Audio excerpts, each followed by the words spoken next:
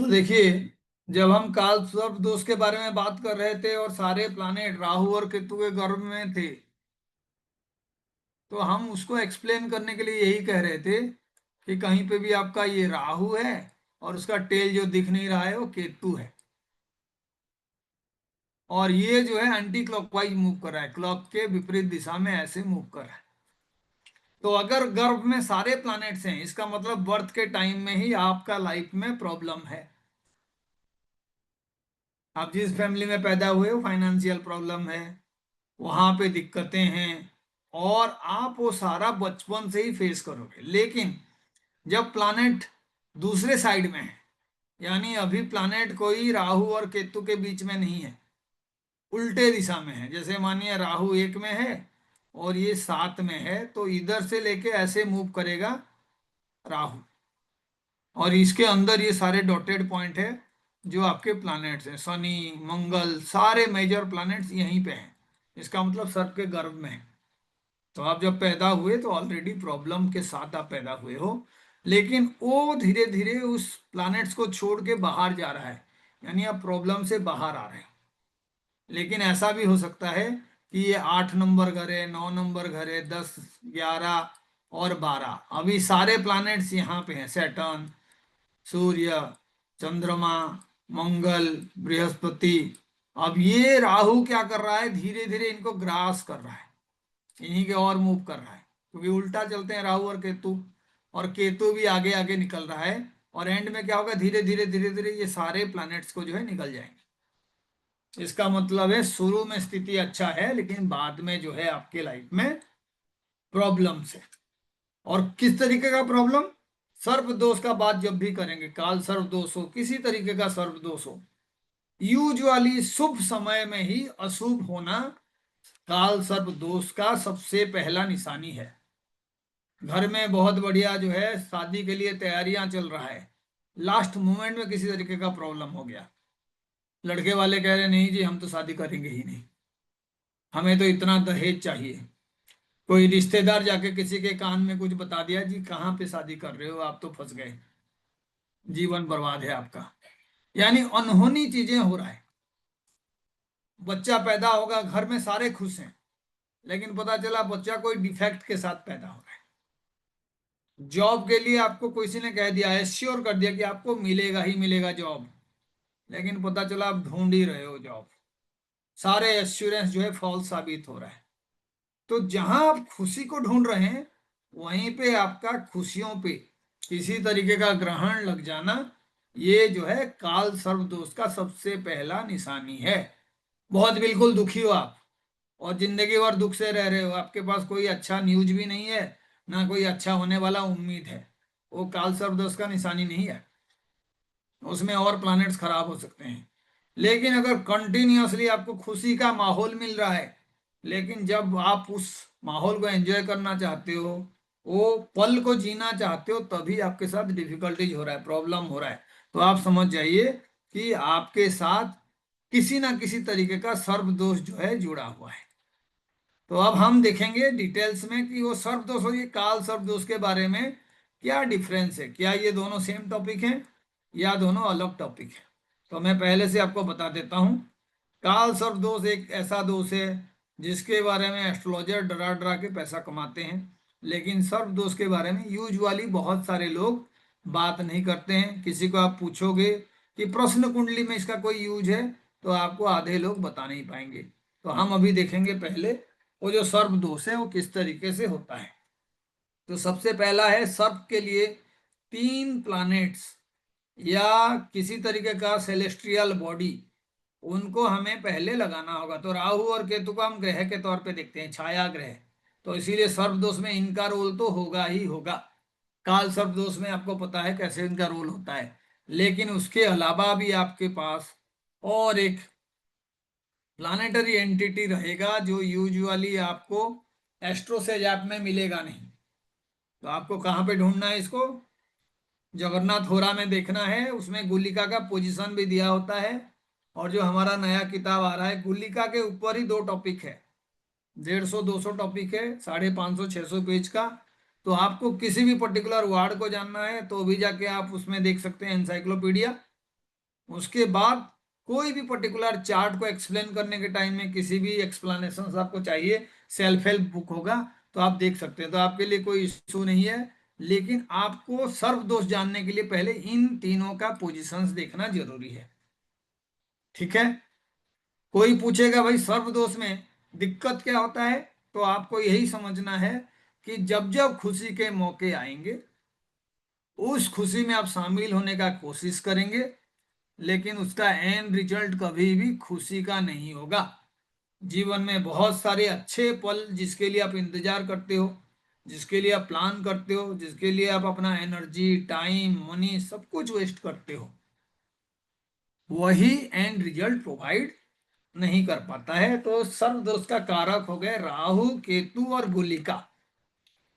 अब हमें ये देखना है कि अगर कोई आपको प्रश्न चार्ट में कुछ पूछ रहा है तो आप क्या उस चार्ट में भी सर्व दोष को चेक कर सकते हो और आप बता सकते हो कि नहीं जी, जिस प्रश्न को लेके आप आए हुए हो, जो आप पूछ रहे हो, वो प्रश्न का उत्तर नेगेटिव में है, क्योंकि जो आपने चार्ट बनाया है टाइम और प्लेस देके उस चार्ट में सीरियस सर्व दोष है। तो कितने तरह के सर्व दोष होते हैं, तो उसके लिए आपको याद रखना है कि दो तरीके का आपका सर्व दोष होता है। तो एक होता है ऐसा सर्पदोष जो यूजुअली बहुत बड़े पावरफुल सर्पों के वजह से होता है। तो पहले आप ये समझ जाओ, गांव में कई सारे लोग हैं जो बारिश के टाइम में घर में उनका सांप घुस आता है, या आसपास में सांप जब रेंगने लगते हैं तो लोग यूजुअली कुछ होते हैं जो डंडा वगैरह लेके उनको मारने का कोशिश करते हैं। हमारे बहुत सारे बॉलीवुड मूवीज है जो सांपों के ऊपर दिया हुआ है ना। मैं तेरा दुश्मन दुश्मन तो मेरा, नागिन वाला जो गाना चलता है, हर नागिन वाला जो फिल्म है उसके पीछे एक कॉम्बिनेशन होता है कि ये सांप जो होते हैं उनके ऊपर किया गया अत्याचार, किसी ने उनको फिजिकली हार्म पहुंचाया है, मारने का कोशिश किया है या मार दिया है। तो हमारा ये मान्यता है कि सर्प को भी देवता के समान पूजा जाता है, और ये लोग बदला लेने का जो टेंडेंसी है ना, जरूरत से ज्यादा होता है। कहते हैं कि सर्प कभी भी किसी को माफ नहीं करता जो उसको नुकसान पहुंचाता है। तो अगर आपका प्रेजेंट में नुकसान नहीं हो रहा है तो ये नुकसान आपके फ्यूचर में भी दिखेगा, है ना। तो फ्यूचर का मतलब क्या हो गया, आपका खुद का भविष्य में तो खराब ही होगा, जो आपके जनरेशन से 3 पीढ़ी तक, उसमें भी इस दोष का जो है इफेक्ट मिलेगा। यूजुअली बच्चे अगर किसी तरीके से फिजिकली चैलेंज्ड हो गए, या आपके फाइनेंशियल्स बहुत ज्यादा डामाडोल स्थिति में है, या आपके लाख कोशिश करने के बाद भी जीवन में किसी तरीके का पॉजिटिव इंप्रूवमेंट कंटिन्यूअसली आप नहीं देख रहे हैं, तो आप समझ जाइए कि यू आर सफरिंग फ्रॉम सर्फ दोष। अगर कोई प्रश्न आप किसी को पूछ रहे हैं और आपने प्रश्न चार्ट बनाया, उस समय का, उस स्थान का पोजीशन लेके आपने चार्ट बनाया, और अगर उस चार्ट में कॉम्प्लिकेसी में मत जाओ, सिर्फ आपने देख लिया कि सीरियस टाइप के सर्वदोष हैं, तो आप ये भी समझ जाइए कि उस पर्टिकुलर रिजल्ट जो आप जानना चाहते हो, पूछना चाहते हो, उसका बहुत सारे रिजल्ट पॉजिटिव ही नहीं होंगे। तो इसीलिए ये एक आसान टेक्निक है, इसमें आप शेयर मार्केट को भी यूज कर सकते हैं। जैसे हम डे टू डे ट्रेडिंग का बात करते हैं, और आपने जो है एक प्रश्न चार्ट बनाया और देखे उसमें सीरियस सर्व दोष है, तो आप समझ जाओ उस दिन आपका नुकसान होने का चांसेस बहुत ज्यादा है। तो अभी हम लोग जो है वो कॉम्बिनेशन को देखेंगे, और उन नागों के बारे में भी हम थोड़ा बहुत डिस्कस करेंगे, क्योंकि नाम में क्या रखा है। हम लोग ऐसे भी देखते हैं तक्षक नाग, बासुकी, तो ये जो है एक्चुअल में Z+ वाले नाग है, देवताएं हैं, है ना, जो हायर सिक्योरिटी वाले और सबसे खतरनाक। बड़े बड़े जो सर्पों का नाम आएगा तो देवताओं के हिसाब से होगा। कहते हैं वासुकी के सर के ऊपर धरती माता जो है वो विराजमान है ना, बैलेंस बनाते हैं। अब ऐसे ही भगवान विष्णु वो भी अनंत सज्जा में सोए हुए हैं। तो ये जो बड़े कैटेगरी के सांप हैं, इनके वजह से जो प्रॉब्लम होगा, वो प्रॉब्लम का रिचुअल्स और रिमेडीज भी बहुत स्ट्रांग होता है और उनका इफेक्ट भी बहुत स्ट्रांग होता है। और ऐसे इंफेरियर क्वालिटी के जो स्नेक हैं, वो इंफेरियर काइंड ऑफ प्रॉब्लम्स करते हैं, जिस प्रॉब्लम को आप आसानी से छोटे छोटे रिचुअल से अवॉइड कर सकते हो। तो अगर आपको ये पता है कि आप कोई प्रश्न चार्ट बना रहे हो फाइनेंशियल एस्ट्रोलॉजी के लिए, या आप कोई ऐसा चार्ट बना रहे हो जिसमें पर्टिकुलर क्वेश्चन का आंसर आप चाहते हो, शादी होगा या नहीं होगा, कब होगा, तो फिर आपको ये एक टेक्निक ही बहुत अच्छा अच्छा रिजल्ट्स दे सकता है। तो इसीलिए सबसे पहले ये जो कैलकुलेशंस होता है, प्रश्न चार्ट के लिए हो या लग्न चार्ट के लिए हो, तो सबसे इंपॉर्टेंट हाउस कौन सा होगा? हाँ जी, लग्न, है ना। प्रश्न चार्ट का लगन वो भी आपका इंपॉर्टेंट है।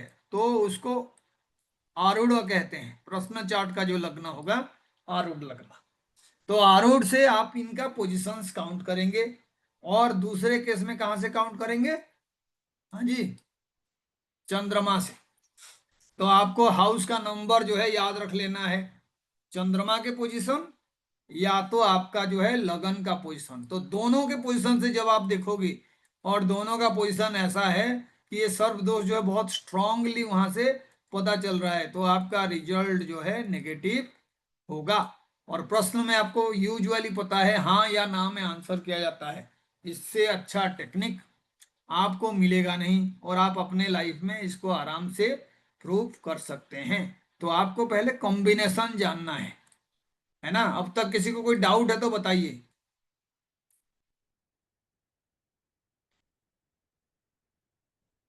तो अब डाउट नहीं है, हम लोग देखते हैं कि वो कॉम्बिनेशन क्या है। तो बताओ, राहु और केतु इनका पोजीशन कहाँ पे होना चाहिए? राहु, केतु और गुलिका, है ना। गुलिका के बारे में डिटेल्स देख लेना, मैं आपको जो है किताब शेयर कर दूंगा। हमारे पास रेफरेंस के लिए एस्ट्रोलॉजी का ऐसा कोई टॉपिक नहीं है जो उस पे आपको पढ़ने के लिए नहीं मिलेगा। It is a vast work, 550-600 page का कॉम्बिनेशन है और सारे 250-300 योगा हैं, 300 तरीके के रिमेडीज दिया गया है। तो कुछ दिन के बाद लोग कहेंगे नहीं जी, हमें तो इसी किताब से सब मिल गया, हमें एस्ट्रोलॉजी में कंसल्टेशन ही नहीं चाहिए। और जो एस्ट्रोलॉजर है उसको आप आराम से यूज कर सकते हो, सो दैट बहुत सारे लोगों को जो एस्ट्रोलॉजी के थ्रू परेशान किया जा रहा है उसका एक सॉल्यूशन मिले। तो ये जो तीन है, राहु, केतु और गुलिका, ये कहाँ पे होने चाहिए? They should be in the बाधक साइन। हाँ जी, they should be in the बाधक साइन।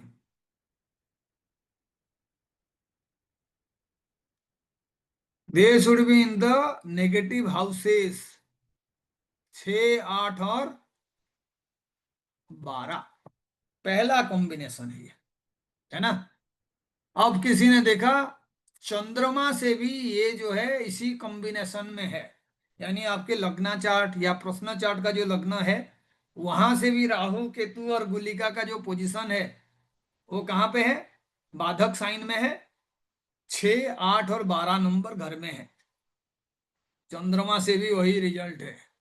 अब बताओ किस तरीके का आंसर मिलेगा आपको? बहुत बढ़िया या बहुत खराब? कुछ तो बताओगे, ऐसे शांत कैसे हो जाते खराब। हो? बहुत ही खराब।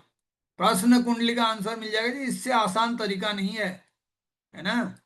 किसी सज्जन ने हमें कुछ बहुत अच्छे मैगजीन्स दिए थे और वहां से जो आज के डेट में बहुत बड़े बड़े एस्टैब्लिश्ड एस्ट्रोलॉजर्स हैं, ये जो कम उम्र वालों का बात नहीं कर रहा हूं मैं, जो एक्चुअल में रिनाउंड ज्योतिषी हैं, है ना, के एन राव सर हो गए, उसके बाद जो है आपका कृष्णा मूर्ति जी, उसके बाद जो है आपका बीवी रमन, है ना।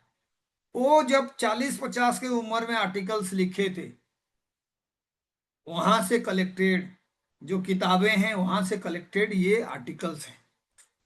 और उस आर्टिकल्स में जैसे ही आप जाओगे तो आपको पिन पॉइंटेड टेक्निक्स मिलेंगे एंड मैं उस टेक्निक को आपके सामने शेयर कर रहा हूं। तो पहले आपने ये रख लिया है ना। अब सेकेंड प्लानेट आ जाएगा जुपिटर, क्योंकि जीव जो प्रॉब्लम फेस करता है वो जीव कौन है? जुपिटर। जुपिटर। जुपिटर है। तो इसीलिए पहले तो मैंने मून साइन से लगन से बात बता दिया। अब पता चला जुपिटर भी बाधक है। बाधक का भी मैंने आपको एक्सप्लेनेशंस पूरा बताए हैं क्लास में, कौन से राशि के लिए कौन बाधक होता है और चर राशि के लिए कैसे होता है, स्थिर राशि के लिए कैसे होता है। अगेन हमारे किताब में बाधक का भी 2 टॉपिक। तो इसीलिए अगर जुपिटर मानिए आपका बाधक बना हुआ है ना। और जुपिटर किसके लिए बाधक बनता है? जुपिटर मरकरी के लिए बाधक बनता है ना। मरकरी का कोई भी साइन होगा तो उसके ऑपोजिट में जुपिटर जो है बाधक बन जाता है। ऐसे ही मरकरी का कोई भी साइन होगा तो जुपिटर बाधक बन जाता है, वो एक दूसरे के लिए बाधक हैं। तो यहाँ पे जुपिटर के पोजीशन भी जो है, अगर मानो हमने देखा कि जुपिटर बाधक साइन में है या आरूढ़ लग्न, यानी आपके जो लग्न काउंटिंग से कहां पे है जुपिटर? 6, 8 और 12 में। देखिए मैंने यही राहु के लिए भी बताया था। राहु बाधक साइन में आ गया, राहु 6, 8, 12 में आ गया। केतु बाधक साइन में आ गया, केतु 6, 8, 12 में आ गया। चंद्रमा से भी आपने काउंट किया, राहु केतु का पोजीशन ऐसा ही है। बाधक साइन जब भी जुड़ जाएगा तो सीरियस लेवल का सर्वदोष को इंडिकेट करेगा, है ना। इसको सुपीरियर टाइप सर्वदोष कहते हैं। अगर जुपिटर भी शामिल हो गया यहाँ पे, 6, 8, 12 में आके रह गया, प्रश्न चार्ट का जुपिटर 6, 8, 12 में आ गया, उसके बाद जो है आपका आरूढ़ राशि से भी देख रहे हैं और आपने देखा कि केंद्र से है ये, यानी एक कंडीशन जो है जुपिटर के लिए हमने बात कर लिया कि जुपिटर जो है पहले तो आपका 6, 8, 12 में होगा, है ना। और उसके बाद जो है जुपिटर आपका वो कॉम्बिनेशंस को रिप्रेजेंट करेगा जो आपका बाधक साइन के साथ एसोसिएटेड है। और तीसरे केस में किससे केंद्र में होगा? राहु से केंद्र में होगा। केंद्र कौन सा होता है? 1, 4, 7। 4, 7, 1, 10। 4, 7 एंड 10। क्या बढ़िया बात है। तो मैं एक कॉम्बिनेशन बनाता हूं और आप मुझे कहना किस तरीके का सर्व दोष होगा, है ना। डिफिकल्ट है, इजी है, ऐसे आप बताओगे, है ना। तो आप क्या करेंगे, पहले नंबर ही लिख लेते हैं। यहां है राहु और ये कौन सा कुंडली है? 3 नंबर का कुंडली है ना। तो आप बताओ इसके अगेंस्ट में कौन सा कुंडली होगा? केतु। जुपिटर जो है यहाँ पे है, 10 लिखा हुआ है और ये है जुपिटर, है ना। और जुपिटर के साथ ही चंद्रमा है। जुपिटर चंद्रमा एक ही साइन में है। और यहाँ जो ये 8 नंबर साइन है, यहाँ गुलिका है ना। अब बताओ यहाँ पे सर्वदोष बन रहा है या नहीं, पहले ये बताओ। तो मैंने क्या कॉम्बिनेशन बताया सर्वदोष के लिए? नहीं सर। पहले तो मैं पूछ रहा हूं कि सर्वदोष के लिए क्या कॉम्बिनेशन बताया मैंने। राहु और केतु कहाँ पे होना चाहिए? बाधक साइन। बाधक साइन में, है ना। तो डेफिनेटली आप देखो कई सारे प्लैनेट्स होते हैं जिनके 2-2 घर होते हैं, है ना। तो आप देखो 3 नंबर साइन के लिए बाधक कौन है? जुपिटर। Yes sir. केतु आ गया। तो एक तो कॉम्बिनेशन पूरा हो गया कि बाधक के साइन में राहु या केतु में से एक है, ठीक है। उसके बाद मैंने क्या बोला? 6, 8 और 12 में होना चाहिए, है ना। 6, 8 और 12 गुलिका कहाँ पे है भाई? गोली यहाँ का पे अगर ये 6। 3 है, ये 9 है, तो ये छठा साइन है ना भाई। ये यस 7 सर। नंबर का साइन है तो ये छठा साइन है। तो गुलिका यहाँ पे है, छठे हाउस में। तो ये भी कॉम्बिनेशन पूरा हो गया। जुपिटर। फिर जुपिटर का हालत देखो, जुपिटर नीच का है, अच्छा। चंद्रमा के साइन में काउंट करो। तो आप देखो चंद्रमा के साइन में जब आप काउंट करोगे तो राहु का पोजीशन क्या हो जाएगा चंद्रमा से? 6। चंद्रमा से सिक्स्थ हो गया। केतु का पोजीशन क्या हो जाएगा चंद्रमा से? 12th। ये तो बाधक में है ही, तो ये वाला कॉम्बिनेशन भी हो गया। क्योंकि आपका रेफरेंस क्या क्या होना चाहिए? लग्न होना चाहिए और मून होना चाहिए। ठीक है। एंड में आप जुपिटर भी ले लो। जुपिटर जो है राहु या केतु से केंद्र में चाहिए। जितने मैं कह रहा हूं देख लीजिए, जितना ज्यादा कॉम्बिनेशंस पूरा होगा सर्वदोष उतना तगड़ा है। ऐसे लोगों को सर्वदोष का रिमेडीज करना ही चाहिए। रिमेडीज मैं डिटेल्स में शेयर कर दूंगा, लेकिन ये आप एक बार जो है अपने दिमाग में बिठा दीजिए कि मुझे इसको इस तरीके से स्टडी करना है। तो मैं इसीलिए आप लोगों के लिए दोबारा से की पॉइंट जो है डिस्कस कर लेता हूं, है ना। उसमें कौन आपके लिए सर्वदोष क्रिएट करेंगे? जो सांप हैं वही सर्वदोष क्रिएट करेंगे। उन्हीं के साथ आपके जीवन का आगे होने वाला और जो पास्ट लाइफ का इवेंट्स है वो दोनों जुड़े हुए हैं। अगर सही टाइम पे अच्छे मौके पे आपके लाइफ में नेगेटिव इवेंट्स होते हैं, ऑल ऑन ए सडन जो है सिचुएशंस पलट जाता है, तो आप समझ जाइए कि आप जो है सर्वदोष से ग्रसित हैं। तो उसके लिए पहला कॉम्बिनेशन जो हम बात किए हैं उसी को मैं रिपीट कर रहा हूं। तो इनमें से कोई भी, राहु, केतु, गुलिका सारे हो गए तो उससे डेंजरस कुछ भी नहीं है। पहले कहाँ पे होना चाहिए ये राहु केतु और गुलिका? बाधक। बाधक। ये इसको याद रखना है, ये इंपॉर्टेंट है। बाधक साइन में होना चाहिए, है ना। बाधक साइन में। दूसरा कहाँ पे होना चाहिए? हो सके बाधक ही 6 8 12 हो जाए, है 8वां। ना। 6 8 और 12 राहु के पोजीशन से हो जाए, राहु हो जाए चंद्रमा से 6 8 12 बन जाए बाधक। क्योंकि हमें यह पता है कि बाधक साइन कहाँ कहाँ बनते हैं। बुध और जुपिटर के राशि के लिए एक दूसरे का वो बाधक बनते हैं जो एक साथ वाला एक्सिस में आता है ना। बुध 3 नंबर एक लगन में आ गया, तो इसका मतलब उसके ऑपोजिट में जुपिटर जो है बाधक बनेगा, सप्तमेश और बाधक। ऐसे ही छठा साइन आ गया वर्गो लगन में, तो उसके अगेंस्ट में 12 आएगा पाइसेस, जुपिटर है बाधक। ऐसे ही लगन में 9 नंबर आ गया सेजिटेरियस, तो बाधक है 3 नंबर मरकरी। जैसे का तैसा, आप मेरे लिए बाधक हो तो मैं भी आपके लिए बाधक। 12 नंबर लगन पे आ गया, तो 6 नंबर फिर से मरकरी का, मरकरी हो गया बाधक। तो बाधक को बहुत ही ज्यादा फोकस करना है। उसके बाद आपने देखा कि भाई राहु केतु और ये गुलिका, ये जो हैं 6 8 और 12 में है। तो आप देखो यहाँ पे राहु अगर 6 में है तो ये कहाँ पे आ जाएगा? 12 में 12। ऑटोमेटिक आ जाएंगे। बहुत ही डेंजरस कॉम्बिनेशन बन गया। तो आप बाधक के रेस्पेक्ट पे देखोगे, और अगर ऐसा स्थिति है तो आप समझ जाओ सीरियस लेवल का सर्वदोष है। अगर जुपिटर भी इस तरीके का रिलेशन बता रहा है, यानी जुपिटर बाधक साइन में है, जुपिटर जो है 6 8 12 में है और राहु से केंद्र में है। इतना ही मैं बताना चाहता हूं, ये केंद्र है ना। तो आप इतना देख लीजिए, जितने पॉइंट्स हो जाएंगे हम कोई चार्ट भी देख के देखेंगे और बताएंगे कि हाँ जी इस तरीके का कॉम्बिनेशन हो रहा है कि नहीं। जितने ज्यादा कॉम्बिनेशन होंगे उतना ज्यादा बड़ा सर्व दोष आपके पास है है ना।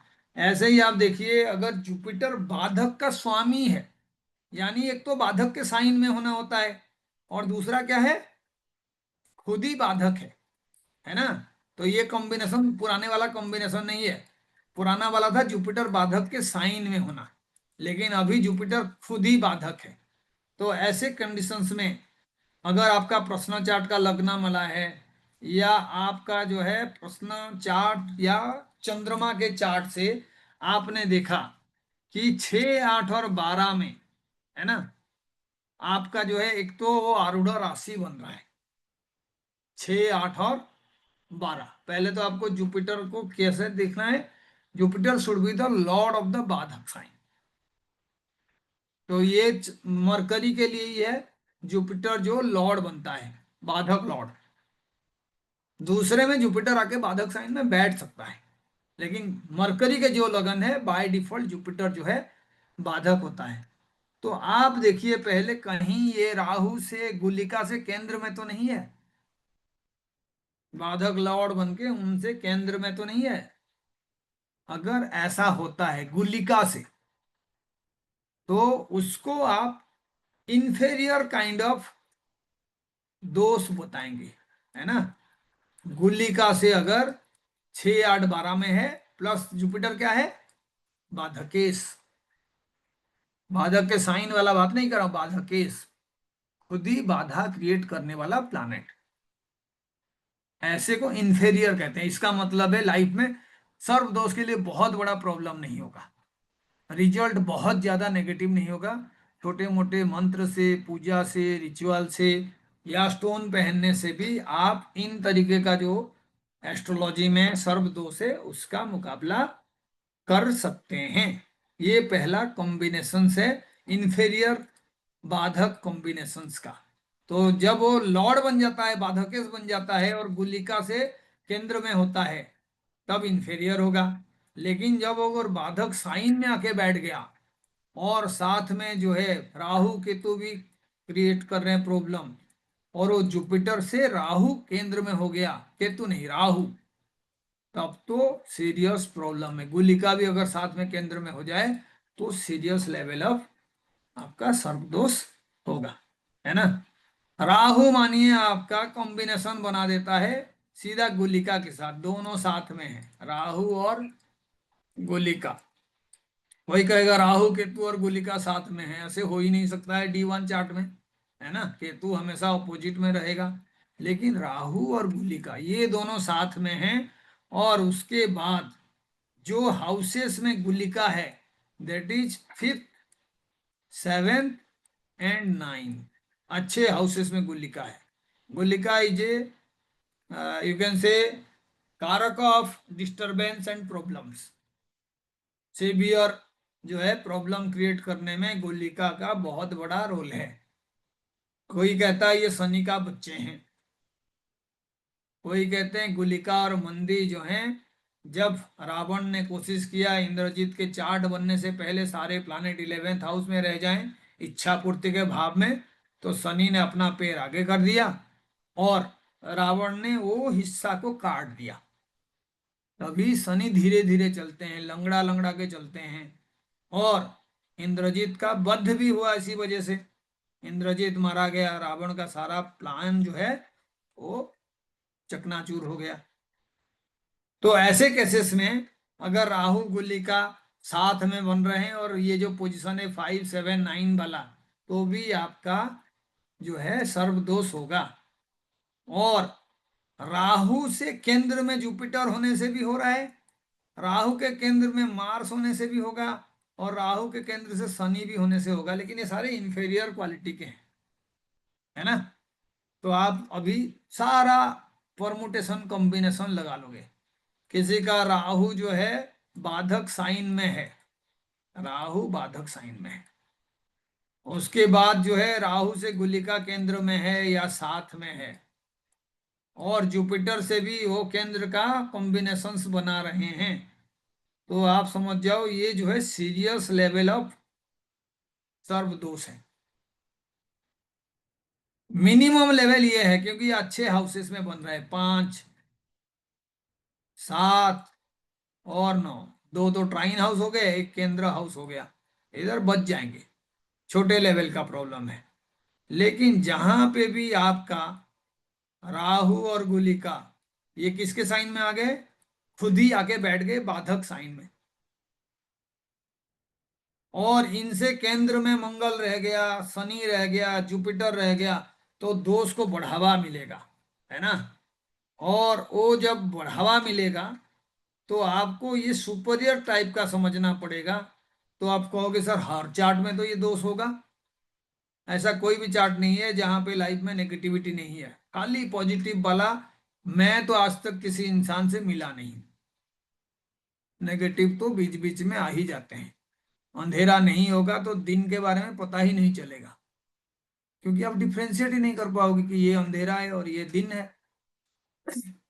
तो आपको हमेशा दोनों एक्सपीरियंस होना चाहिए, सुख और दुख का एक्सपीरियंस होना चाहिए। आपने लाइफ ऑफ पाई का मूवी देखा होगा, है ना?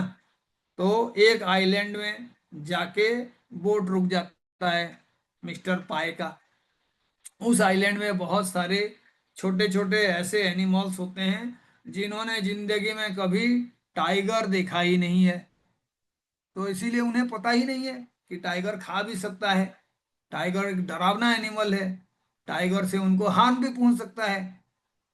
तो उसमें ऐसे सीन दिखाता है कि टाइगर अपने मर्जी जाके किसी को भी पकड़ के खा रहा है, लेकिन आसपास के कोई भी एनिमल जो है भाग नहीं रहे हैं उससे, क्योंकि उन्हें आइडिया ही नहीं है ना? They are inexperienced.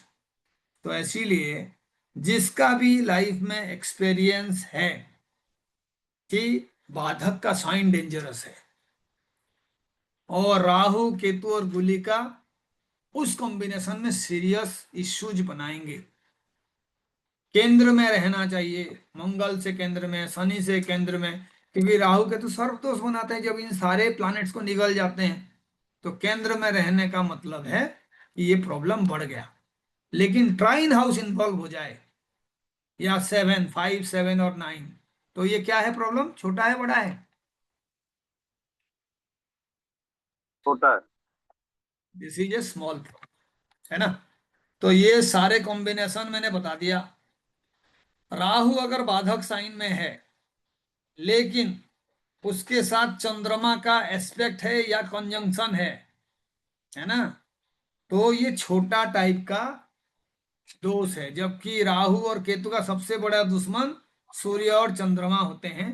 लेकिन चंद्रमा के साथ अगर उसका दृष्टि संबंध बन गया, कॉम्बिनेशन बन गया और बाधक साइन में राहु है, तो ये बहुत बड़ा दोष है नहीं, है ना?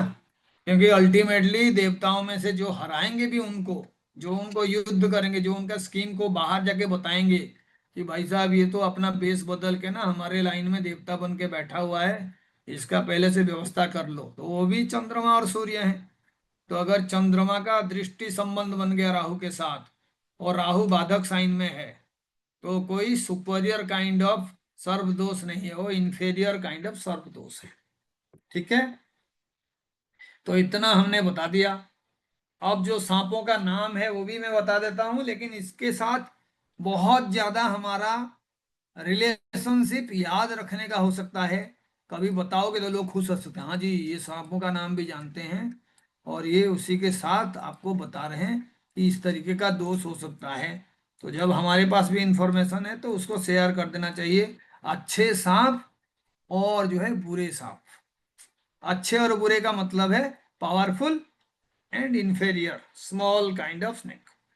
तो सबसे पहला है बासुकी, है ना, जिनके माथे के ऊपर धरती माँ ठहरे हुए, बासुकी। ऐसे आनंद धन, आनंद धन, है ना? अब धन देते हैं कि नहीं वो देखना पड़ेगा, लेकिन नाम है आनंद धन। ये आते हैं जो सीरियस कैटेगरी के, है ना? तक्षक नहीं है, ये तक्षणा है, तक्षणा। ये सारे जो हैं सुपरियर जो है स्नेक्स हैं, है ना? ऐसे ही आपका जो दूसरे टाइप के हैं तो उनका नाम है काको तरन, काको तरन, है ना? और एक है करिंगम, करिंगम। ये इंफीरियर काइंड के जो है आपका स्नेक है। तो हम जो है अब कुछ जो है कॉम्बिनेशंस को देखेंगे राशि के वाइज, कि ऐसे जो स्नेक के बारे में हम प्रेडिक्शन कर रहे हैं उनका राशि के साथ भी क्या रिलेशनशिप हो सकता है। जैसे चर राशि, स्थिर राशि, उभयचर राशि। तो अलग अलग कॉम्बिनेशन में मैं बताता जाऊंगा और आप जो है उसको ध्यान से सुनना है, वीडियो रिकॉर्डिंग हो रहा है। आप उसको शेयर करना, और इसको प्रश्न कुंडली में जरूर याद रखना है। कोई पूछते रहते हैं मेरे लिए प्रश्न कास्ट करो, तो पहले 2-4 फ्री प्रेडिक्शन भी कर देना, बहुत इजीली इसी तरीके से करना है। तो पहला है राहु कोई चर राशि में है, चर राशि में, तो मैं खाली राहु कह रहा हूं, लेकिन आपको उसमें केतु और गुलिका को भी मिला देना है, और देखना है कि क्या ये जो प्लैनेट्स हैं बाधक साइन में रह के जो सर्पदोष बना रहे हैं, तो उसमें क्या होगा। तो मानिए आपके खुद के जो चार्ट में आपने देखा राहु चर राशि में है, मेरा जैसे राहु है वो जाके बैठा हुआ है वर्गो साइन में, तो कौन से राशि में है, चर में है, द्विचर में है, या स्थिर में है, एनीबॉडी हु कैन से। द्विचर। द्विचर, द्विस्वभाव राशि में है ना। तो जिसका भी चर राशि में है, इसका मतलब है कि आपने जो है बचपन में या अपने पास्ट बर्थ में स्नेक और उसके जो छोटे छोटे अंडे हैं ना उसको डिस्ट्रॉय किए थे, किसी भी तरीके से आपने सर्पों को नुकसान पहुंचाए हैं, तो ये दोष आपको मिलेगा ही मिलेगा। और जितना बढ़ चढ़ के आपने अपने पास्ट में स्नेक्स को मारे हैं, बहुत सारे लोगों को बड़ा मजा आता है बारिश में सांपों को मारने के लिए, देखते ही डंडा लेके दौड़ाने के लिए। तो ऐसे कॉम्बिनेशंस में सर्वदोष जो है सीरियस कॉम्बिनेशंस का बन सकता है, तो आपको ध्यान देना है। अगर आपके इसमें चर राशि में है तो ये इसी वजह से। ऐसे स्थिर राशि में है तो कई बार क्या होता है, हम लोग जो हैं सांप जहाँ पे अपना बिल बनाते हैं या बिल में रह जाते हैं, बनाते तो हैं नहीं, किसी दूसरे के बिल में यूजुअली रहते हैं, उसके आसपास के पेड़ पौधे जहाँ पे वो शेल्टर लेते हैं, धूप से बचते हैं, खाना भी मिलता है, उन पेड़ों को जब काटते हो तब भी ये प्रॉब्लम होता है। छोटे स्नेक को मारने से भी प्रॉब्लम होता है, वो उभयचर में होता है। लेकिन आपको ये ध्यान रखना है कि इस वजह से स्नेक दोष जो आता है सर्प दोष होता है। अगर मानिए आपके चार्ट में राहु से केंद्र में शनि और गुलिका दोनों हैं, क्योंकि मैं बार बार कह रहा हूं केंद्र में होना चाहिए, कॉम्बिनेशन में आपने देखा, तो उसका भी यही कॉम्बिनेशन है कि जिस जगह पे सर्पों का पूजा होता है उस प्लेस को किसी भी तरीके से गंदा करना। आप बहुत जगह पे देखोगे सर्पों के लिए डेडिकेटेड मंदिर भी होता है, साउथ में बहुत जगह पे होता है। और कई बार आप देखना पीपल के पेड़ के नीचे, बरगद के पेड़ के नीचे कई लोग क्या करते हैं, सांपों का जो है तांबे में या किसी जो है आपके मेटल में बनाया हुआ सांप वहां पे रख देते हैं, उसका पूजा भी करते हैं। जिसका दोष है वो ऐसे ही तांबे का या कोई दूसरे अष्ट धातु का बना के कोई पीपल के पेड़ के नीचे अगर रख देता है और उसका रिचुअल्स करता है, कुछ सर्पों के लिए मंत्र है वो करता है, तो फिर वो जीवन में जो बार बार उसको अच्छे टाइम पे लास्ट मोमेंट पे धोखा मिलता है उससे बच सकते हैं। तो आपको ध्यान रखना है, मैं डिटेल्स आपको शेयर कर दूंगा, छुपाना कुछ भी नहीं है, क्योंकि मैंने जितना पैसा कमाना है कमा लिया है, अभी आपका बारी है ना। चीजों को बताइए लोगों को, लोगों का प्रॉब्लम को सॉल्व करिए, लोग खुश होकर आपको जो है आपका दक्षिणा भी देंगे। So it is the time to actually research and to use the knowledge. तो ये सारे कॉम्बिनेशन हो सकते हैं। जैसे मानिए खाली गुलिका आपका राहु से जो है केंद्र में बैठा हुआ है, इस बात को बार बार देखना है। राहु से केंद्र में शनि बैठना, मंगल बैठना, राहु के केंद्र से और प्लैनेट्स बैठना, तो आप देखो राहु अगर बाधक साइन में है तो गारंटेड सर्प दोष है। बाकी एड ऑन कॉम्बिनेशन जितने बनेंगे उतना वो डिफिकल्ट टाइप का सर्प दोष बनेगा। अगर बहुत अच्छे कॉम्बिनेशन से जैसे 5-9 में बन रहा है तो वो दोष जो है वो लिमिटेड है, और उसको रिचुअल्स करके आप आराम से क्लियर कर सकते हो। और ऐसा कोई भी इंसान नहीं है जिसके कुंडली में सर्पदोष नहीं होगा, you will find sarpdosh in every kundli. Inferior वाले जो हैं लाइफ में छोटा मोटा सेटबैक के बाद संभल जाते हैं, सुपरियर वाले जो हैं वो बेचारे कभी भी संभल नहीं पाते, डगमगाते रहते हैं, खास करके उन मौकों पे जहां उनको फायदा मिलना चाहिए। तो जो भी ये सारे काम करते हैं, सर्पों का मंदिर है उसको गंदा कर दिए, उनके बिल के पास कोई पेड़ वगैरह है उसको काट दिए, या उनके जो है अंडे को डिस्ट्रॉय कर दिए, या उनको मार दिए, या किसी तरीके से फिजिकली इंजरी करके अधमरा करके छोड़ दिए, तो सारे चीजें जो है सर्वदोष को ये कराएगा। तो इसको खास ध्यान देना है, और ये पता चल जाएगा कि आपने किस तरीके का एक्चुअल में दोष किए हो। अगर आपका दोष जो है माइन्यूट है, माइनर है, तो फिर उसका रिचुअल्स भी माइनर है। अगर आपने बहुत सीरियस दोष किए तो ये कॉमन सेंस है। आपने सांपों को मारा है, अंडों को डिस्ट्रॉय किया है, तो ये सीरियस लेवल ऑफ सर्वदोष का कारण है।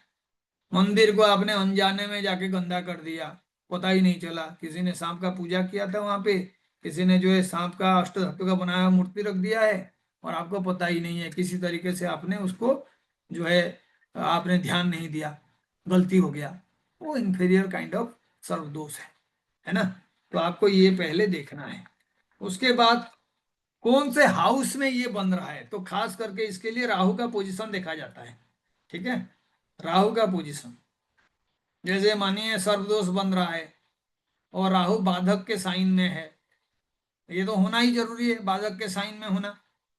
फिर राहु से केंद्र में जो है शनि है, मंगल है, गुलिका है, राहु के साथ गुलिका है, तो ये तमाम कंडीशंस जितने फुलफिल होंगे तो आपको उसी के अकॉर्डिंग पूजा करना होगा।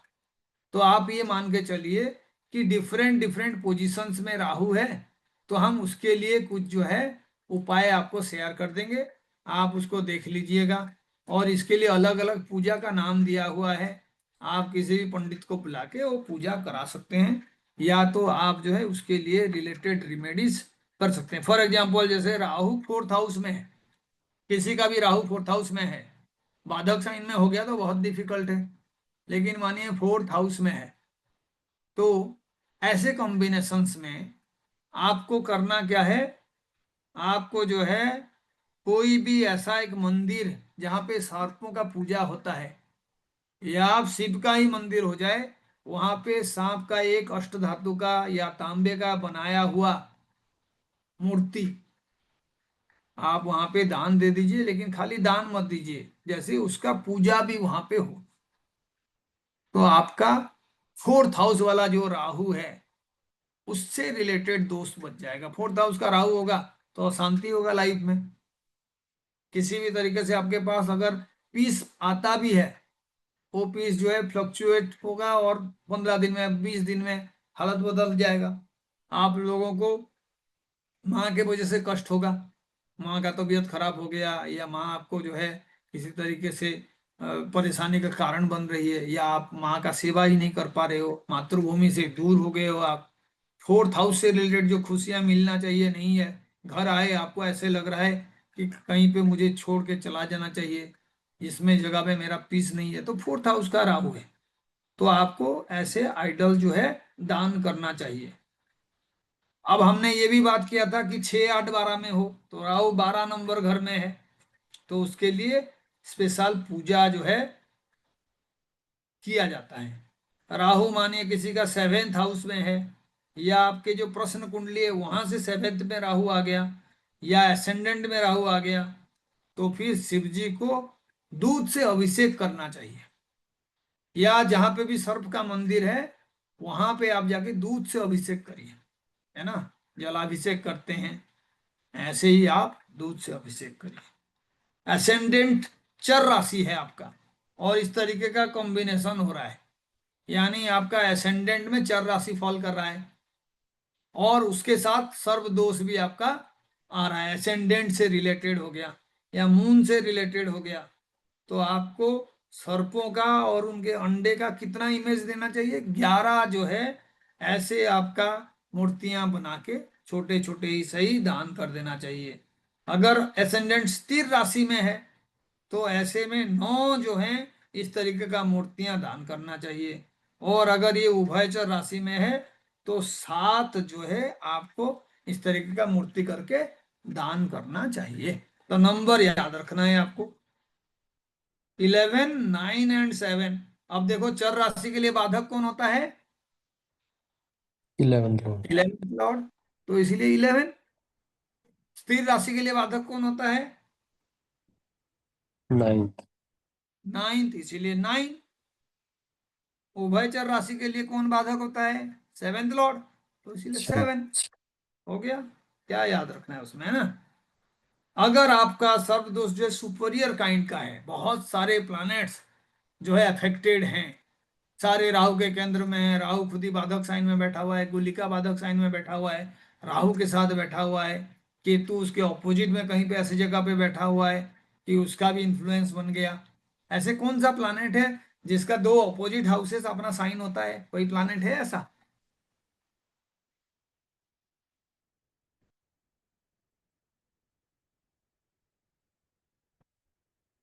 नहीं है। क्योंकि आप देखिए, मंगल 1 और 8 का स्वामी है तो आमने सामने नहीं है। बुध जो है 3 और 6 का स्वामी है तो आमने सामने नहीं है। आमने सामने होंगे तो 6 का डिफरेंस होता है। जुपिटर जो है 9 और 12 का स्वामी है तो भी आमने सामने नहीं है। शुक्र जो है 2 और 7 का स्वामी है तो भी सामने नहीं है। तो इसीलिए ऐसा कोई प्लानेट नहीं है। लेकिन 6 8 12 का कॉम्बिनेशन की वजह से कई सारे ऐसे प्रॉब्लम्स हो सकते हैं जिसमें आपको superior kind of problems life में हो सकता है। जितने ज्यादा आपको मिलेंगे इस तरीके का कॉम्बिनेशन, बाधक में राहु है, बाधक में केतु है, या बाधक में गुलिका है, कि राहु से केंद्र में जो है जुपिटर है, या जुपिटर खुद ही बाधकेश है ना। शनि और मंगल जो है राहु से केंद्र में है, बाधक साइन में है। तो ये बाधक साइन बहुत इंपॉर्टेंट है। किसी का भी लाइफ में बहुत ज्यादा प्रॉब्लम है, उसका चार्ट दिखाओ और आपको पता चल जाएगा कि उसको जो है रिमेडीज करना बहुत ज्यादा जरूरी है। कारण कुछ भी हो, सर्व दोष का निवारण जरूरी है।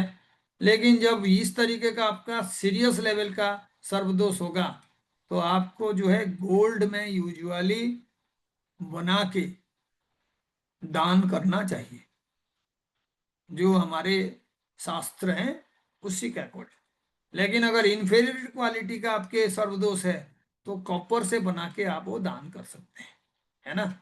उसके बाद नाग पंचमी होता है, नागों के लिए स्पेशल पूजा करने वाला डे होता है, उसमें फास्टिंग करना, नागों के लिए मंत्र है, वो मैं आपको शेयर कर दूंगा। कुछ मंदिर हैं जहाँ पे डेडिकेटेडली नागों का पूजा होता है। साउथ में ऐसे मंदिर बहुत सारे हैं। तो आप कहीं पे भी ऐसे जगह का पिलग्रिमेज के हिसाब से भी जा सकते हैं, है ना। जैसे एक जगह है आंध्र प्रदेश में कलाहस्ती करके, है ना, उधर आप जा सकते हैं। तो उधर जो भगवान का नाम है श्री कलाहस्ती स्वामी है, तो आप वहां जा सकते हैं। राहु केतु और सर्व दोष के लिए आप जो है उनसे मैलेफिक इफेक्ट में बचने के लिए ऐसे जगह पे जाके रिचुअल्स कर सकते हैं, जो दान मैंने बताया है वो कर सकते हैं। तो आपके पास इसका रिजल्ट बहुत ही अच्छा होगा। तो आपको जो नेगेटिव रिजल्ट मैरिज में मिल रहा था, शादी नहीं होना या बच्चा पैदा नहीं होना, या आपके लाइफ में अच्छे अवसर में दुख का आगमन, ये सारे चीजें आपको कंट्रोल कर सकते हैं। जगह को सर्व दोष को आप देख सकते हो। इसके लिए कुछ स्पेशल जो है रत्न भी हैं जिसके बारे में मैं आपको मैसेज शेयर कर दूंगा। तो मैं आपको कुछ रियल चार्ट अभी दिखाऊंगा, है ना। और उस रियल चार्ट में हम क्या करेंगे, उस इंसान को सर्व दोष है और हम देखेंगे कि कैसे वो सर्व दोष वहां पे इफेक्टिव हो रहा है ना। तो आप इस बात का ध्यान रखिए और आपको वो जो है चीजें मिल जाएगा, है ना। सीरियस लेवल पे आप देख सकते हो कि जो है आपका। अब एक बार मुझे बताइए, व्हाट्सअप आपको दिख रहा है अभी? जी सर। है ना। तो मैं क्या करता हूँ, कुछ जो है इधर पहले जो है आपका, अब तो आपको स्क्रीन दिख रहा है ना। स्क्रीन शेयर बंद कर दिया हूं मैंने। स्क्रीन है। जी अब हम क्या करेंगे, मोबाइल से मैं शेयर करूंगा और मैं दिखाऊंगा चार्ट, पहले मैं आपको एक करके, है ना। आपको पता चल जाएगा कि हाँ जी ये तो सीरियस लेवल का जो है आपको वो मिल रहा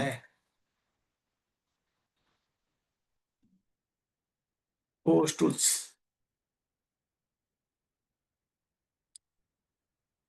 है ना।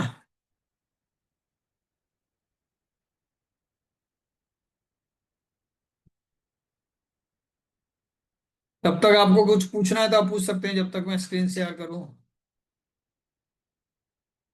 है ना। किसी को पूछना है तो आप पूछ सकते हो।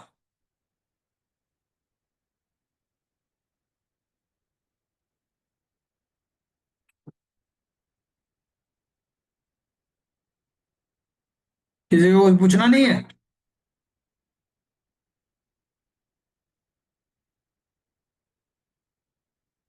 चलिए कोई नहीं, मैं अभी स्क्रीन शेयर करके दिखाता हूँ। आपको पता चल जाएगा कि कैसे सीरियस लेवल ऑफ दोष है।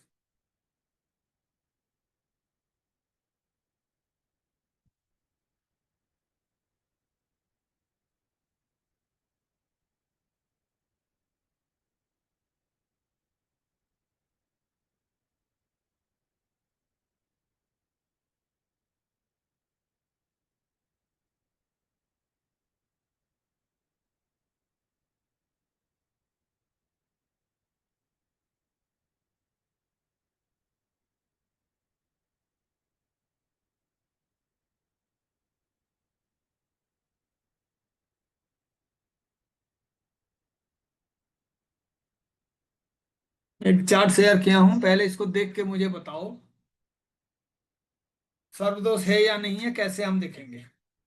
अभी मैंने कई सारे चीजें जो है आपके सामने डिस्कस किया है ना। कहाँ से शुरू करें?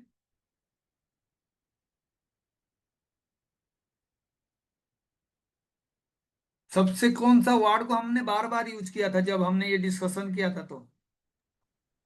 बाधक। साधक। तो बताओ इस साइन में बाधक कौन है?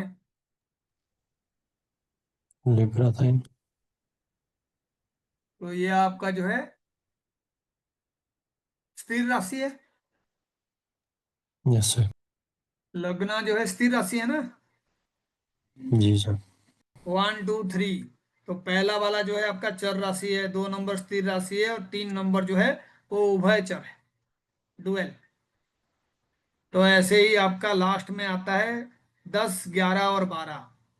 तो 10 नंबर जो है वो आपका चर राशि होगा, 11 स्थिर राशि होगा, और 12 जो है उभयचर राशि होगा। 3 6 9 और 12 ये सारे उभयचर राशि हैं। बुध और जुपिटर इनका स्वामी होते हैं। इधर शनि है। तो इसके लिए बाधक कौन है? जितने स्थिर राशि है, 9th वाला बाधक है, तो वीनस बाधक हो गया। यस। तो आप देखो राहु से वीनस कितने दूरी पे है? केंद्र में है। केंद्र में है। और आपका जो यहाँ पे लगन है, वहां से जो वीनस है कितना दूरी पे है? वो भी वो भी केंद्र में केंद्र है। में है। तो केतु से केंद्र हो गया, राहु से केंद्र हो गया। यस ये सर। वाले सॉफ्टवेयर में गुलिका दिखता नहीं है, उसको ढूंढ लेंगे, गुलिका का चैप्टर भी पढ़ लेना। मिल और जाएगा सर, गुलिका, इसमें ही है। हाँ मिल जाएगा सर, इसमें ना लग्न में जो ये 3 आपके वो है ना, हाँ, 3 लाइंस, इन पे क्लिक कीजिए आप। इधर या यहाँ पे? ये लग्न पे लेफ्ट में सबसे ऊपर हाँ लेफ्ट में, हाँ जी। 3 लाइंस है। यहाँ से मिसलेनियस जाइए सर आप। मिसलानियस में गए, बहुत ही बढ़िया। फिर इसको सर आप वो कीजिए, स्लाइड करते रहिए आप इसको ना, उपग्रह चार्ट आएगा। इसको चेंज करने से ना, हाँ हाँ। नवतारा आईएएस उपग्रह टेबल, ये आ गया सर। बहुत ही बढ़िया। तो इसके बाद उपग्रह आएगा सर टेबल उपग्रह में चार्ट। आपका उपग्रह चार्ट भी है ना। चार्ट, इसको मैंने शायद जो है वाईफाई ऑन नहीं किया है। हाँ, उपग्रह चार्ट में धीरे धीरे आ रहा है। तो आप इस पे भी एक बार जो है डिटेल्स देख लीजिएगा, है ना। उपग्रह चार्ट में आ रहा है ना, हाँ जी। ये आगे आपका क्या बता रहा था, गुलिका। गुलिका कौन से साइन में है? एरीज में है ना। ये लिखा हुआ है गुलिका लास्ट में। जी सर, चार्ट में आ जाएगा जरूर। हाँ चार्ट में जाके देखते हैं अभी, है ना। गुलिका एरीज में है गुलिका, ठीक है।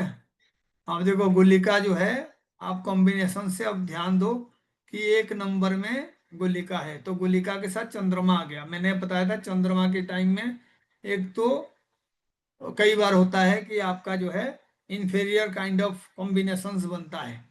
लेकिन यहाँ पे राहु के हिसाब से और आपका जो है केतु के हिसाब से अगर देखेंगे गुलिका का पोजीशन, तो राहु से वो 5 में है ना।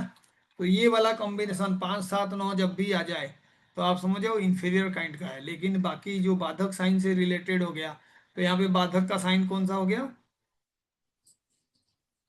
लिब्रा। लिब्रा और सेकेंड नाइन्थ भी हाउस। है ना, क्योंकि दोनों ही बाधक के साइन है ना।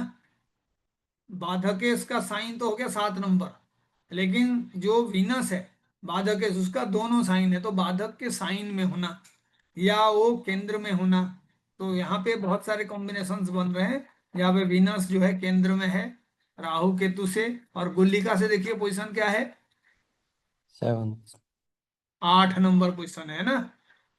एरीज साइन में गुलिका मिला था, तो 3 3 6 2 8 जो बाधक है 8 में है ना। तो आपने ये भी देखा था कि राहु केतु और गुलिका का पोजीशन लगन से कैसे होना चाहिए, 6 8 12 में होना चाहिए, और जो प्लैनेट्स है वो केंद्र में होना चाहिए उनसे, है ना। तो कई चीजें मिल रहा है, तो ये जो है आपका medium level, above medium level का जो है कॉम्बिनेशन है। ऐसे ही आप क्या करोगे, कोई भी इंसान जो बेचारा किसी तरीके का प्रॉब्लम्स फेस कर रहा है ना, मेंटल लेवल पे प्रॉब्लम फेस कर रहा है, या जो है मिसकैरेजेस का काफी सारे इशू हैं, या मैरिज नहीं हो पा रहा है, तो आप अल्टीमेटली वहां पे जाके चेक कर सकते हैं और जो है सर्वदोष का कारण निकाल सकते हैं। ये एक चार्ट है जहाँ पे मैरिज का प्रॉब्लम है। तो आप बताइए देख के, बाधक कौन है? यहाँ पे भी 9th लॉर्ड बाधक है, 9th लॉर्ड है। चंद्रमा, है ना। चंद्रमा के साथ कौन है?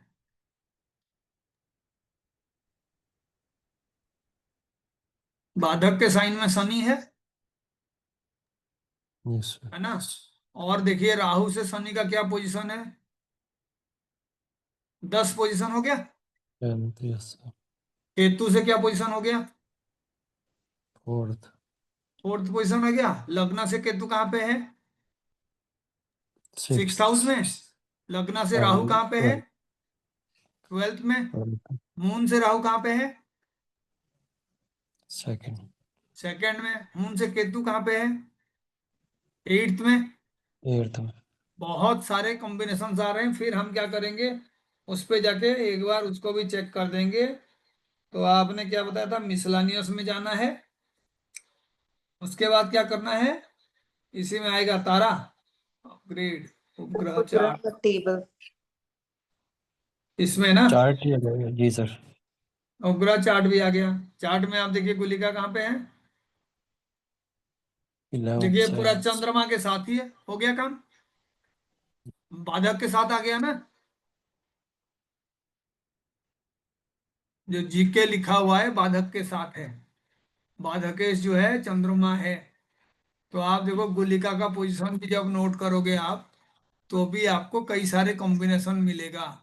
पहले तो राहु केतु से ऑलरेडी हमने कॉम्बिनेशन देख लिया था, तो दोबारा से जाके आपको देखना है, तब आप पता चलेगा कि मैरिज में प्रॉब्लम होगा। जो भी चार्ट है कहीं पे भी मैरिज में डिले है ना, तो आपको आंखों में फटाफट 5 6 जो है प्रॉब्लम्स दिख जाएगा। एक मैं और चार्ट दिखाता हूँ, और ये सिर्फ लर्निंग पर्पस के लिए है, ठीक है।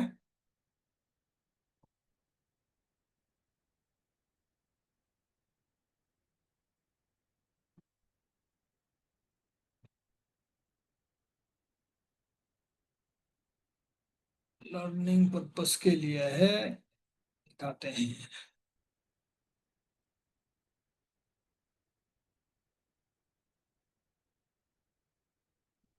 अब देखिए बताइए बाधक कौन है, जुपिटर।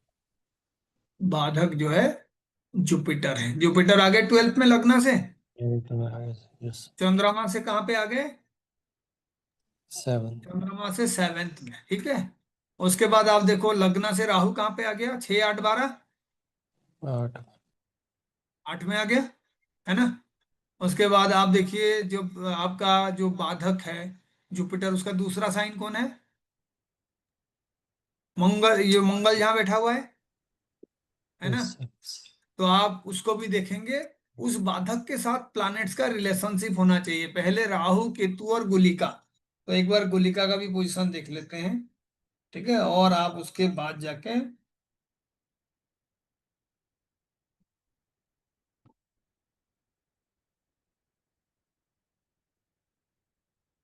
कहाँ पे है गुलिका? 11th house. 11th हाउस में है ना। मंदी और गुलिका दोनों हैं, और चंद्रमा के साइन में है। ठीक है, अब राहु से देखो 4th में है। केतु से भी आप ऐसे ही देखो कितने में है, 3 3 6 4 10 में 10। है ना।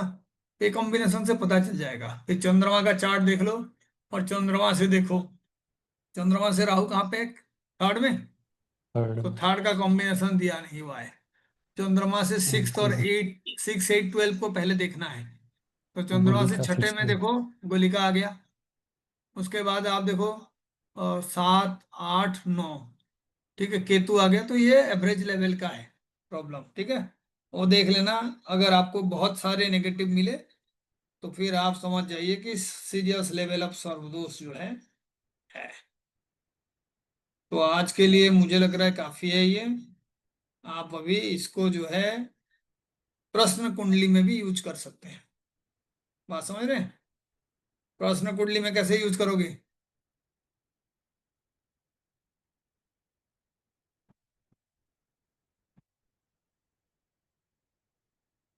Anybody who can say? प्रश्न कुंडली में भी सर्वदोष जाके देखिएगा कौन से लेवल का है ना। अगर आपको बहुत सारे सर्वदोष दिखाई दे रहे हैं तो आंसर इज नेगेटिव, डिले। और अगर इंफीरियर क्वालिटी के सर्वदोष दिखाई दे रहे हैं तो फिर आपको जो है ये समझना है कि काम हो जाएगा, थोड़ा सा ही डिले होगा। और अगर आपको पता चला कि राहु केतु जो है 6 8 12 में नहीं है, चंद्रमा से भी नहीं है, लग्ना से भी नहीं है, बाधक के साथ उनका कोई रिलेशन ही नहीं है, तो क्या है वो? सर्वदोष है या नहीं है? लो लेवल का है। नहीं है ना। मेजर आपको दिखाई नहीं, 6 8 12 में भी नहीं है, बाधक के साइन में भी नहीं है, बाधक के साथ रिलेशनशिप नहीं है। तो केंद्र लेवल पे कोई एक दो होंगे, लेकिन इसका मतलब है बहुत ही पॉजिटिव चार्ट। पता चल जाएगा। तो आप ऐसे कैसे देखोगे? किसी का जल्दी मैरिज हो गया है, कोई बहुत ही खुश है, किसी को जल्दी जॉब मिल गया है, उनका चार्ट देखिए। जिनको जॉब नहीं मिल रहा है, जिनका शादी नहीं हो पा रहा है, उनमें चार्ट देखिए, आपको डिफरेंस पता चल जाएगा। ठीक है, तो I will share A detailed remedy. In fact I will share A post, और उस पोस्ट के बाद जो है हम आगे डिस्कस करेंगे, है ना।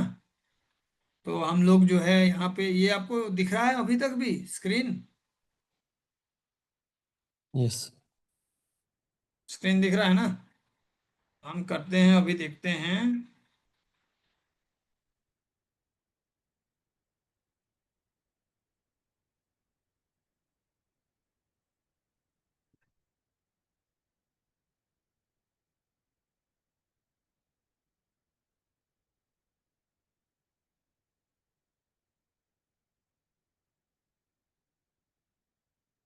ये आपका टॉपिक्स है सारे, है ना।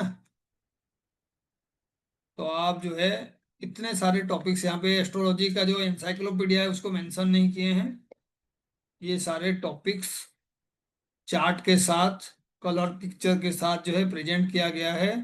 और लास्ट टाइम का जो किताब था वो बहुत ही कम टॉपिक पे था, इसमें पूरा हमने सेपरेट कर रखे हैं। जैसे मानिए आपका फाइनेंशियल एस्ट्रोलॉजी के ऊपर बिल्कुल एक टॉपिक है। उसके बाद आपका जो है हर तरह का जो योग होता है उसके ऊपर डिटेल टॉपिक है, जैसे आप यहाँ पे देख रहे हैं। ठीक है, डेबिलिटेटेड प्लैनेट्स के लेके जो क्या है, महापुरुष योग, अधि योग, पारिजात योग, राजयोग, ऑस्पिशियस योगस, इनऑस्पिशियस योगस, ये सारे जो है डिटेल्ड। उसके अंदर भी जो सब टॉपिक दिया हुआ है छोटे छोटे योग के बारे में, वो सारे एक्सप्लेन है। विपरीत राजयोग, है ना, नीचभंग राजयोग, तो ये सारा डिटेल्स में आपको मिलेगा। उसके बाद ये रिमेडीज है, सैटर्न के रिलेटेड रिमेडीज, चंद्रमा के रिलेटेड रिमेडीज, फल दीपक में दिया गया रिमेडीज, ट्रांजिट रूल। उसके बाद जो भी आपके रिमेडीज हैं फिजिकल फॉर्म में, कैसे आप उसको करोगे उसके ऊपर एक्सप्लेनेशन है। और फाइनली वैदिक से बियॉन्ड जितने भी आपके एस्ट्रोलॉजी का प्रैक्टिसेस है, केपी एस्ट्रोलॉजी हो गया, योगिनी दशा हो गया, या आपका जैमिनी सिस्टम हो गया, या बीएनएन हो गया, उसके लिए भी टॉपिक सारे दिए हुए हैं। 4 हिस्से में डिवाइड किया गया है। और सबसे इसका जो सुप्रीम क्वालिटी वाला है वो आपका जो कलेक्टेड एनसाइक्लोपीडिया है, जिसमें करीब करीब 2700 वर्ड्स हैं, है ना। हमने बहुत सारे वर्ड्स बाद में भी जोड़े हुए हैं, जिससे किसी को किसी पर्टिकुलर टॉपिक के बारे में आइडिया हो जाएगा कि हाँ जी ये पर्टिकुलर वर्ड का मीनिंग ये है।